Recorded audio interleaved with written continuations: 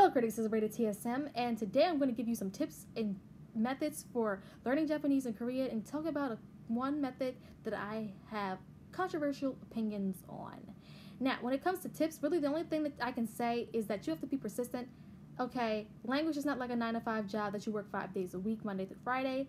You have to study it even on the weekends because use it or lose it.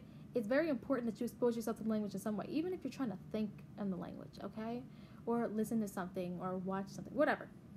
So, and also, when people talk about how hard Korean and Japanese are, listen, I don't know if it ever made it into the video or whatever, but I know I've said this before at some point during filming, that any language that you learn is going to be hard to learn if you don't put in the time or effort with regards to learning it. Now, and also, I'm going to bring up Spanish a little later with the controversial topic that I have because a lot of people that I know that have tried to learn Spanish have the same exact experience, and which is why I probably have controversial opinions on this topic, on this method. Now, first method that I'm going to tell you that you need to use are take some classes. Okay, a lot of people may say I don't have time for classes or it's not within my college course curriculum schedule, whatever, and there are other people who are out of college or whatnot and think that, okay, but how am I going to take classes? Or I don't have money to go back to college. Or all of these excuses that people are going to try to give because people love giving endless amounts of excuses to why they can't do something. Okay? That just seems to be human nature to give excuses, which I'm pretty sure it's not, but just people love giving excuses, especially to me, about why they can't do something. Now, no matter what your excuse or reason is for not having time to take classes, they are still the best method because having a professor tell you what you're doing wrong or having to quiz and grade you on how well you learn a language and how well you, I guess, study too, and how well you speak and all of that stuff and how well you listen, that's crucial to me because, okay, somebody's actually doing that. A professional is actually grading you on this. And especially even better if they're a native speaker grew up speaking the language, lived in the country, were born in the country, all of that stuff. And it also helps you learn the formal style of language because even if you use Google Translate, a lot of times I've noticed with Japanese and Google Translate, they give you the informal style speech or short form where you're not supposed to be using short form for Japanese in the Google Translate. Now, if you're talking to your friends, one thing that has been great is that when I talk to my equals from Japan, they tell me, okay, you don't have to speak so formally. Stop doing that. That's weird. And they told me that really, we don't really care that much, I guess, if you're equals, if you're speaking formally or not. Really, that's just my professor's opinion. Even though, I guess I will probably try to speak formally when I first meet someone. But, yeah. And whatnot. And then I'm not saying you have to learn, there's the kanji. With kanji, you really need a class or a professor to tell you how to learn kanji because where do you start if you are just trying to learn language on your own? Okay, that's why I seriously recommend for Japanese you use a class. You can, I guess, work on it on your own, but I don't know. I just feel as though kanji is just one of those really important things that you take the time to actually get a professional, whether it be a private tutor or whatever, to tell you what you need to do. Now, you don't have to use it for both of those languages, although I still think that, although there's no Korean class in my school, so I can't actually take the class, I would definitely take it if it was at my school because I was so confused about starting my self-study journey with Korean. Now, when it comes to self-study, my second method is use a textbook. And you might be saying, oh my gosh, you and these textbooks, because you use a textbook in a class. Textbooks are the best way to learn a language. Okay, it gives you the grammar, it gives you vocabulary, and it gives you cultural tips and whatnot. And assuming you're going to go to the country of the language that you're learning, you need to know cultural tips and the way things work. Whether you're in college or not, you need to know how high school works to a degree, what high school is called to a degree. Because when people speak or have a conversation, if you don't know what certain things are, and you only concern yourself with what's important to you, it's going to make it much harder to have conversations with native speakers. So use a textbook. You need the grammar. Grammar is the most important. And I'm not going to tell you what textbook because obviously some people might think, well, vocabulary is more important to me or grammar is less important, phrases are more important, I want stuff like that. Okay. To me, grammar is the most important. Vocabulary is slightly less important, but it's still equally important in my opinion. Just to me, it's slightly less important. It's just you need to figure out what's best for you. Do your lots of research because that's how I found the right textbook for me. Although I'm starting to begin to think it might not be the most perfect textbook, but yes, you need to do lots of research. And you can even use multiple textbook series, which is never recommended, but try different ones out to see what is your niche, where you fit in best when it comes to using a textbook. And not only that, when it comes to like, using textbooks and whatnot, you if you have worksheets and work practices that that you can do, that's also really great.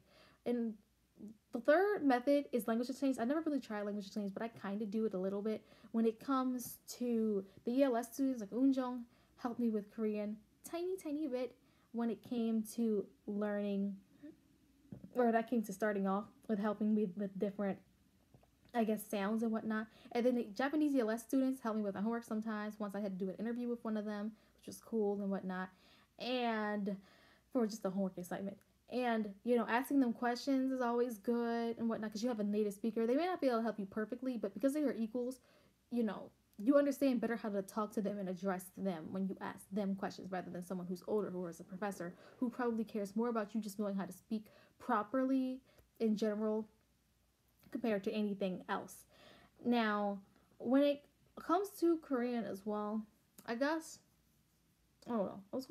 There was like an important point that I was going to make, but whatever. Oh yeah, the reason why it's probably easier for me to learn it compared to my other people is because I actually do take Japanese because they're grammatically similar languages. Obviously, there's some big differences between the two languages, but it's, to me, what I say about how easy it is to learn from the textbook is not because I'm just trying to be conceited or sound like I'm really good at learning languages. No, it's just having taken Japanese makes it so much easier now that I understand a lot of things that are grammatically similar in Japanese compared to Korean. Even words like library in Korean and library in Japanese spell differently, phoneticized differently, but basically sound exactly the same.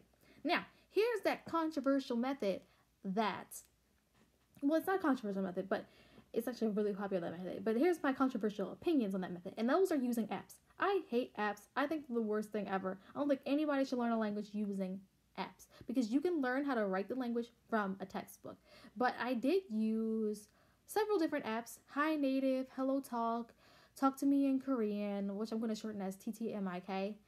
And I have also used, for Japanese, I only use one app. Japanese was the name, but you can't find it anymore because it hasn't been updated in several years. So, it doesn't update. So you can't get it on iOS 12. And then I think one was called Bubbles. Like, it was like Language Bubbles or whatever. I don't know. But whatever it was, I eventually deleted it. So I can't go find out the name for you guys. And really, what I hate using these apps. And here is why. Okay, Labs, I've also used Duolingo. Okay, apps don't give you grammar practice. Apps sometimes give you, survival Korean. There was one app, I forget the name of it, but I got rid of it after a while. Was after I copied down everything. It gives you a lot of phrases and some words that are really important and stuff like that. But just knowing a phrase is not enough to me. Okay, you need to understand how the grammar, dynamics, syntax, diction, all of that stuff work. And just by getting it, it's like, okay, well, I can repeat this, but I won't even really know what I'm saying if I don't know what these words mean. And TTMIK does go over some grammar stuff and whatnot, but it was confusing. It was disorganized. I hated it. Okay. I think if you're going to use TTMIK, use the books. Books way better. Those are not the books that I mainly use to learn Korean by any means, but use the books. Somebody gave me some of their books because they tried self-studying and it didn't work for them. So, yes. And when it comes to other apps, just knowing a bunch of words is useless because, okay, anybody can sit there and learn a bunch of words. But, okay, now you know a bunch of words. How are you going to use those words in sentences if you don't even know how to make sentences? If you just know ista means to have, but I don't actually know why it's da at the end because the way I learned to have was isayo. So that means I have a lot more to learn. And in general, I just think apps suck. People use the excuse that, our lives are busy, we really don't have time, but listen, you need to make time if you're really committed to learning a language. And Hello Talk, I liked only to correct Korean people's grammar. Okay, I love correcting grammar. I love correcting essays and stuff like that. I don't know why. I just do. And I like telling people better ways to say things and whatnot. So I would just do that. But I feel as though I need a lot better and much more advanced Korean to really successfully use it. And High Native, you just ask questions. Those are only two apps that I recommend using ever if you're going to use apps. But that's after some either formal practice or formal introduction, some kind of way, whether it's self-introduction or whatever, to a textbook. So that's all that I have to say about tips for learning Korean and Japanese. Okay, good luck, study hard, please try. And because I think they're great languages, they're really important languages. 9 and I believe 10th respectively. I don't know. I forgot whatever site I looked at. But anyway, bye critics.